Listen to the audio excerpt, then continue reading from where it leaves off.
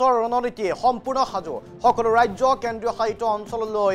ডাঙৰ নিৰ্দেশ প্ৰদান কৰিছে গৃহ মন্ত্ৰালয়ে এতিয়া মুখ্য সচিবসকলক জৰুৰীকালীন শক্তি প্ৰয়োগ কৰিবলৈ নিৰ্দেশ দিছে মুখ্য সচিবৰ লগতে শীৰ্ষ প্ৰশাসনিক বিষয়ালৈ এই নিৰ্দেশ নিৰাপত্তাজনিত কাৰণত এই বৃহৎ সিদ্ধান্ত গৃহমন্ত্ৰী অমিত শাহৰ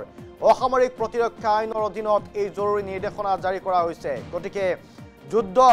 পূৰ্ণাংগ যুদ্ধ যদিও ঘোষণা কৰা হোৱা নাই কিন্তু সকলো ধৰণে যুদ্ধৰ পূৰ্বে সাজু কৰা হৈছে এক ভয়ংকৰ যুদ্ধৰ পৰিৱেশ এয়া এক ভয়ংকৰ যুদ্ধৰ আগজাননী এয়া নিৰাপত্তাজনিত কাৰণত এই বৃহৎ সিদ্ধান্ত গ্ৰহণ কৰিছে কেন্দ্ৰীয় গৃহমন্ত্ৰী অমিত শাহে প্ৰতিখন ৰাজ্য আৰু কেন্দ্ৰীয় শাসিত অঞ্চললৈ এই নিৰ্দেশনা এই জৰুৰী নিৰ্দেশনা অসামৰিক প্ৰতিৰক্ষা আইনৰ অধীনত এই জৰুৰী নিৰ্দেশনা প্ৰদান কৰা হ'ল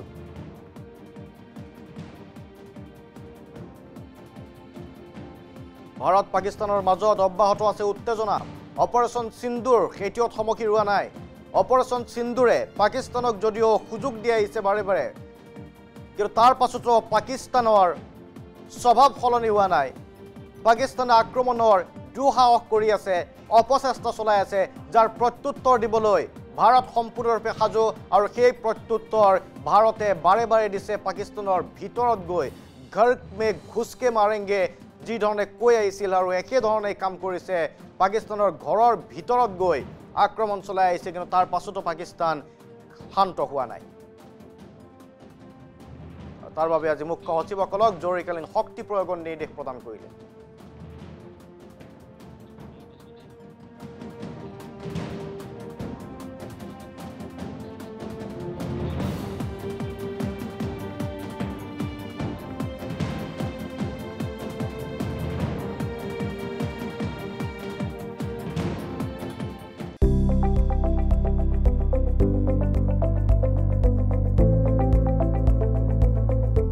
NB News,